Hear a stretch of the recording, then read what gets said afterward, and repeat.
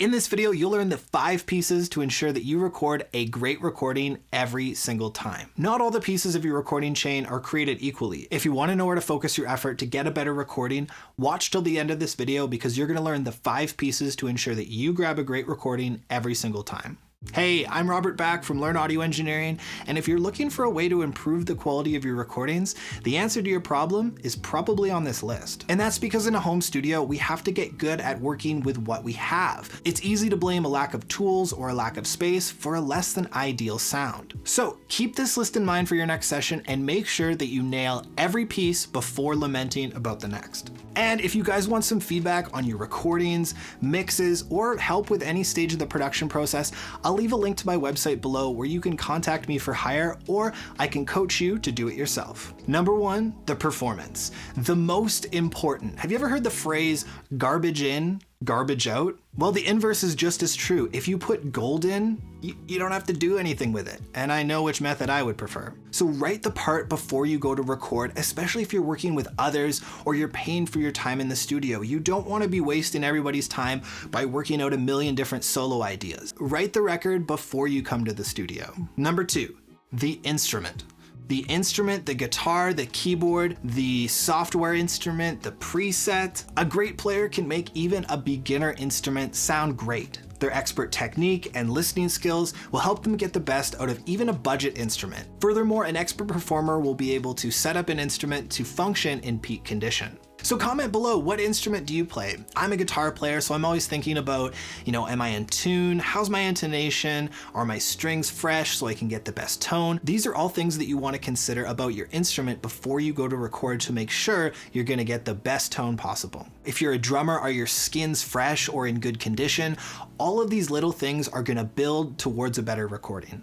So become familiar with what you have, especially if you only have a few tools to work with. For me, I've been learning to get better with a camera. My earlier videos, I was really excited to share the idea that it was just really a point and shoot setup. Sometimes the footage would turn out a little blurry or the autofocus would take over, but now I've learned to work with a camera and all its ins and outs to get exactly what I want before I press record. And recording audio is the same process. If you want a Fender Strat tone with a saturated fuzz, get it on the way in with your amp and your pedals. Sit there with your amplifier and tweak it until you're getting the sound that you want coming out of the speaker. You want something that really gets you excited because that's going to inspire you to play better, and that's going to build for a better recording. So number 3, the room.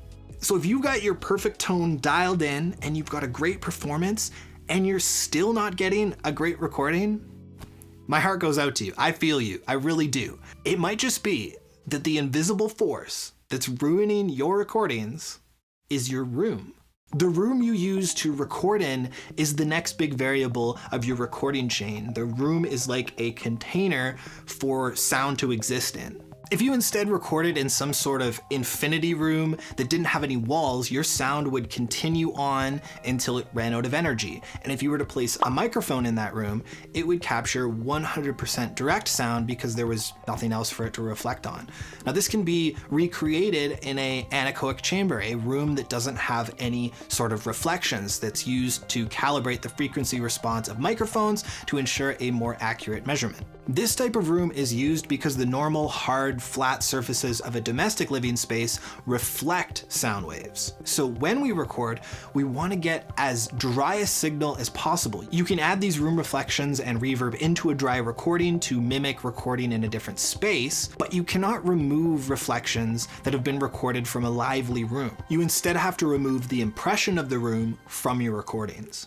We talked about one way to do this with our DIY acoustic panel tutorial. These panels are used to eliminate room reflections from parallel walls, but you can also use close miking techniques or use baffles to build a booth to record in. You can use mic stands in sort of a T-pose and drape blankets and towels over them to further isolate your recording space. Or you could remove the room entirely and record most of your stuff DI. Okay, now that you've got a great sound at the source, let's talk about recording gear. Piece number 4 is the microphone that you use. A microphone is similar to a camera in that it gives us a perspective in which to view a performance. The position of a camera will greatly impact the perspective of the image it records. A camera with a wide field of view will capture the entire stage, but if we move in closer, we can focus on a specific area of the stage, highlighting a few key players and omitting the rest. And if you get even closer, you could get an intimate view of the hands of one specific player. Microphones give us a similar way to play with perspective, and you can simulate this using a flashlight in a dark room. Consider what the microphone or flashlight can see from this position.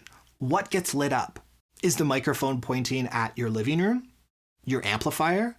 The left speaker of your amplifier? A tiny marking in the middle of your amp's left speaker, right? How specific do you want to get with it? The closer you get to your sound source, the more direct sound you're going to record. That's the sound that's coming directly from your source that hasn't yet bounced off of the walls of your studio. And don't worry, if you've used all the tricks from step 3 to deal with your reflections, you should be getting a lot less reflected sound in your recordings. And this allows you to do two things. First, it allows you to move your mics back a little bit where applicable, which is going to give you more room sound and more air between the source and your microphone, but that also gives you a more truer listening perspective, because when was the last time you put your ear right up to a speaker cabinet? I would suggest you avoid that. Frequencies develop different depending on their length, so lower frequencies are going to take longer to develop than higher frequencies. This means that placing a microphone directly in front of a speaker cabinet is going to create a very biased impression of how the sound is developed up to that point. Whereas a microphone further away from the source will capture a more even balance of frequencies because they've had more time to develop to full intensity. In this position, however, the risk of unwanted early reflections is much greater, and it's really difficult, if not impossible, to remove these in post. So that's why it's important to grab a dry recording